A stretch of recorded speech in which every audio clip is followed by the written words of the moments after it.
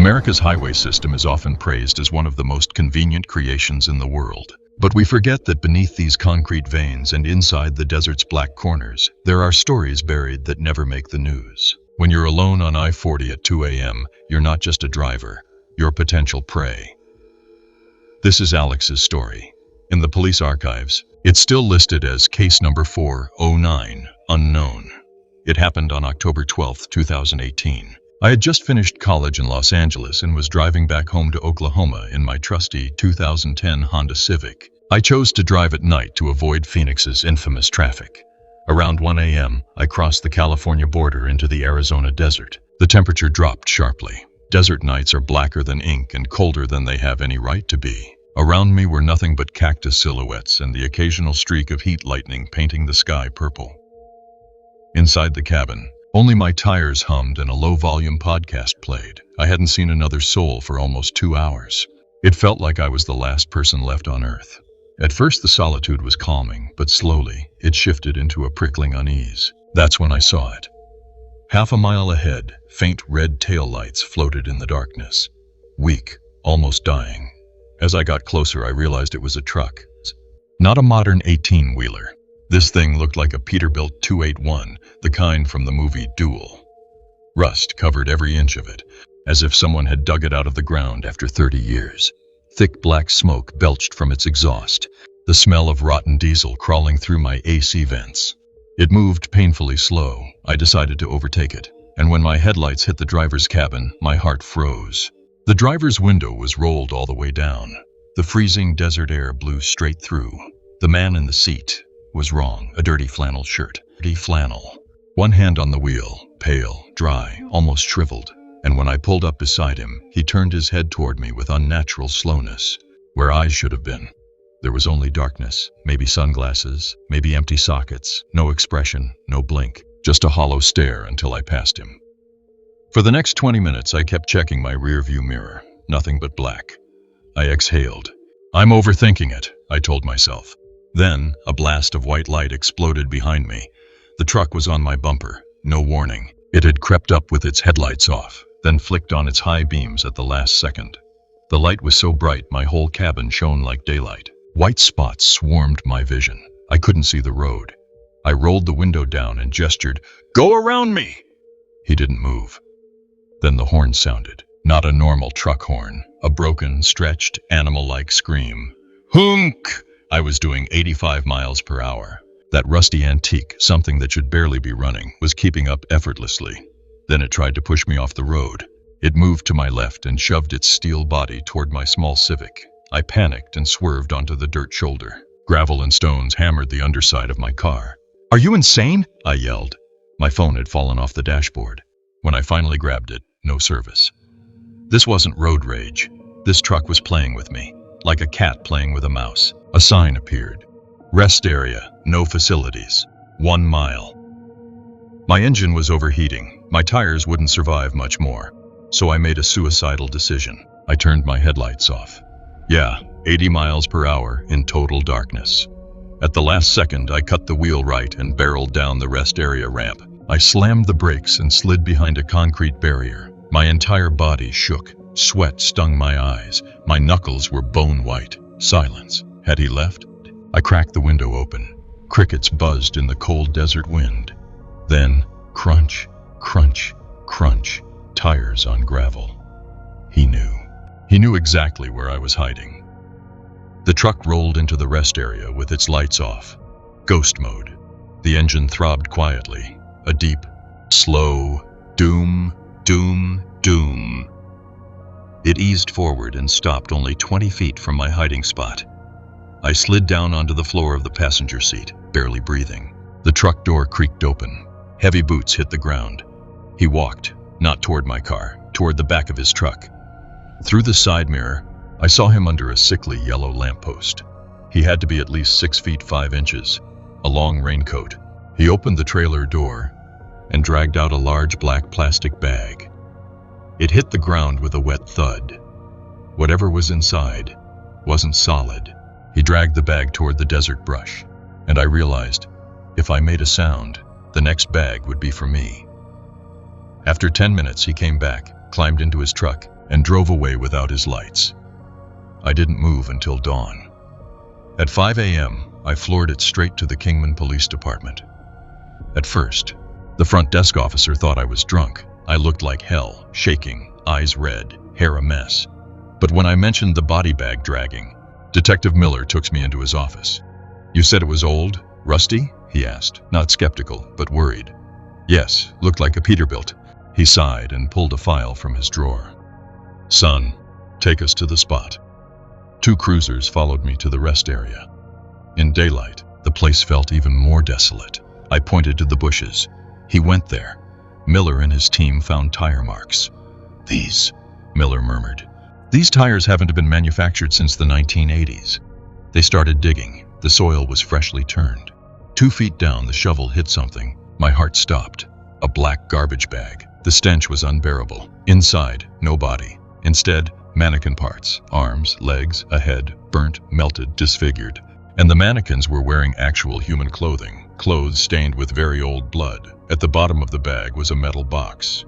It contained 15 driver's licenses from different states: California, Texas, Florida. Every single person had disappeared from I-40 over the last 20 years. The police locked down the area. Miller looked sick. "Alex, we've been tracking a serial killer the truckers call the Highway Phantom. He must have been burying his trophies. The mannequins.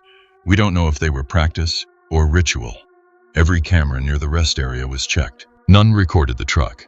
My dashcam files were corrupted. The truck, the driver, the smoke, all gone. The families were contacted. The killer was never found. I don't drive highways anymore. But some nights, through my window, I hear an old diesel engine rumbling down the road. And I wonder, did he just want to scare me that night?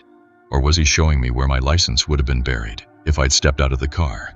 Some secrets should stay on the highway. And if you ever drive alone at night, keep your windows rolled up. You never know who's behind those headlights. There's an unwritten rule of road travel. Never pick up a hitchhiker at night. We all know it. But after 15 hours of driving with sleep dragging you down, humanity wins over fear. This story came to me from a driver named Chris. It happened in 2017 on Colorado's Highway 70. I was returning home after visiting my sister, an 18-hour drive. Around 3:30 a.m., I crossed into the most deserted stretch of I-70 through Utah. My eyelids kept drooping. I blasted music to stay awake, but it wasn't helping. Headlights kept sweeping over the yellow center line, its rhythm lulling me toward sleep. I knew if I didn't stop soon, I'd crash. I planned to nap at the next exit. Then my headlights caught a figure on the roadside, a woman, dressed entirely in white. No one should have been out there at that hour, in that cold. I blew past her at 80 miles per hour. My conscience whispered, it might be a trap. But 500 feet later, my foot hit the brake. It was below freezing outside. She wore only a thin white dress. She wasn't moving, just staring at the road. I couldn't leave her there to freeze. I reversed, rolled down the window. Are you okay?" I asked. She turned. A young woman, maybe 20. Beautiful, but with eyes drained of life. Her dress was spotless, almost glowing in the cold darkness. "I just need to get to the bridge," she whispered. "Get in, it's freezing." She didn't buckle her seatbelt, just sat perfectly still. Oddly, the moment she stepped inside, the sound of the wind stopped. The cold vanished. The car became unnaturally silent. "What's your name?" I asked. "It doesn't matter." "Where exactly do you need to go?" "The old bridge, just ahead." My heart thudded. Something about her stillness made my skin crawl. I couldn't even hear her breathing. Then she spoke again, and what she said made my blood run cold. "You're tired. You only slept 3 hours last night." I jerked my head toward her. I hadn't told her that. I had slept only 3 hours. "How do you know that?" I asked. She didn't answer. The old steel bridge finally appeared. Rusted. Wrong. "Here. Stop here," she whispered. I didn't want to get any closer to the bridge, so I pulled over 50 feet before it. "I'll let you out here." She opened the door. The silence shattered. Cold wind rushed in. She glanced at me and said, almost formally, "Thank you. You helped me get home." She stepped out, took 3 slow steps, and froze mid-stride. And when I blinked, she was gone. Just gone. Panic surged through me. I slammed the gas and tore down the highway, tears in my eyes, heart pounding. When I finally got home and slept, I woke at noon and went to clean my car.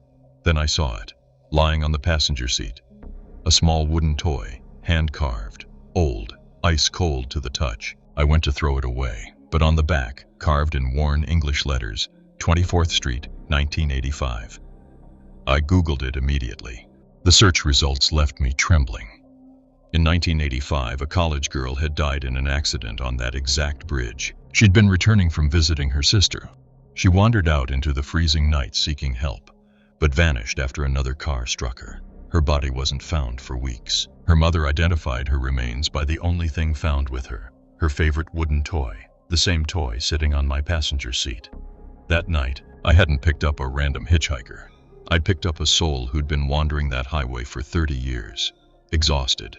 But the real questions are, how did she know I slept only 3 hours? Why did she insist on getting out 50 feet before the bridge where she died? And did she leave that toy as thanks? Or as a reminder? I never threw the doll away. It's still locked in a drawer, because I'm terrified that if I get rid of it, I'll see her again someday, standing by Highway 70, waiting. Everyone who works late-night highway shifts knows one thing. Between 3 and 4 a.m., the world changes. Customers get strange. Silence grows heavy enough to hear your pulse. This is Eric's story. He worked night shifts at a little 7-Eleven off Highway 160 in Arizona. One night, he served a customer who may never have been there at all. It was summer, but desert nights get cold. I was a college kid working the 11 p.m. 7 a.m. shift to pay tuition. Our store sat alone off a remote exit on Highway 160, small, quiet, lit by buzzing fluorescent tubes from midnight to 3 a.m. A handful of truckers came and went, routine. At 3 sharp, I locked the doors. Policy said service was window only at that hour. I was checking stock in the back room when my phone buzzed. Security alert, front door motion detected. I rushed to the screen. An old filthy Ford sat outside, headlights broken, caked with desert dirt as if it had driven for miles unsleeping. The door opened. A man stepped out. Ordinary height. Not ordinary at all. His face was covered in deep claw-like scratches, like an animal had attacked him, or he'd clawed himself raw. He hurried to the service window. I slid it open, and a wave of foul air hit me. Sweat, dirt, and dried blood. I just need water, he stammered. I handed him a bottle. When he grabbed it, I saw his hand, skin peeled, flesh torn, blood dried dark. "Sir, are you okay? Should I call 911? He looked at me with wild, frantic eyes. "No, don't call them. They're watching them too." "Who?" I asked. He didn't answer. He kept staring past me, peering into the darkness outside. "They're coming," he whispered. "The red ones." He didn't move from the window. He rested his forehead on the counter, breathing hard and wet. "Sir, you need to leave. I have to close the window," I insisted. He slowly lifted his head and grabbed my hand. His touch was freezing and damp. You know where they hit her, don't you?" My heart hammered. This man wasn't just injured, he was dangerous. "Sir, if you don't leave, I'm calling the police." The moment I said it, he snapped upright. He began wiping the glass window urgently, as if clearing fog, though the desert air was bone dry. "Don't look at them, they're red!" He repeated it over and over, his eyes fixed outside, terrified. I backed away and called 911. As I dialed, he pulled a crumpled paper from inside his jacket and tossed it through the window. Keep it safe. They're looking for it. I have to go." He saw something only he could see, and his eyes widened in horror. He screamed, a raw, torn throat scream. He bolted to his car. No headlights. Tore off down the highway. Police arrived 20 minutes later. They searched the road. No trace. He had evaporated. They asked for the paper he'd thrown in. It was an old yellowed receipt. On it, written in messy handwriting, "Exit 241, behind the old pump." Fresh blood stained the corner. Police searched behind the abandoned gas pumps near that exit. They didn't find a body, but they found a burned, decayed wallet with a driver's license inside. Sarah Jennings, a woman who'd vanished exactly 20 years earlier near that very exit. Her case was a cold case, filed and forgotten. The strange man was never found. Detectives said maybe he had been involved in her abduction. Guilt pulling him back to the scene, but I knew better. He wasn't just guilty, he was terrified. Terrified of whoever the red ones were. terrified of what he'd seen staring through the window. I still drive that highway sometimes, but I never work the night shift anymore.